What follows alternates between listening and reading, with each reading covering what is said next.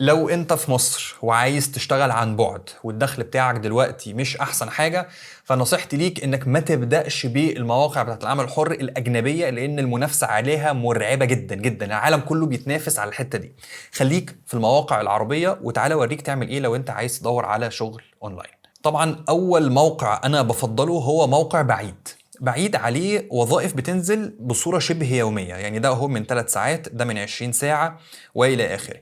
طيب فمثلا احنا محتاجين هنا اخصائي تسويق، ادي المهمة.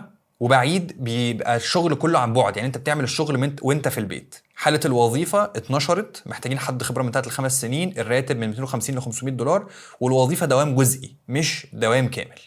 تعال نشوف وظيفة تانية، مصمم فيديو ومختص انيميشن، نفس القصة، دوام جزئي من 250 ل 500 دولار. ممثلة مبيعات، تعال نبص، 250 ل 500 دولار. وادي الوظيفة، راتب شهري راتب شهري ثابت، بونص اضافي لكل عميل. فانا شايف ان دي احسن طريقه واسرع طريقه تقدر انت تلاقي بيها عملاء. الطريقه التانية تخش على لينكد ان، وفي محرك البحث اختار الشغلانات الريموت، برضه هيطلع لك وظائف كتير، اختار الوظيفه اللي انت شايف ان هي مناسبه ليك. المنافسه هنا اقل من المنافسه العالميه، وفرصك ان شاء الله هتبقى اعلى بكتير.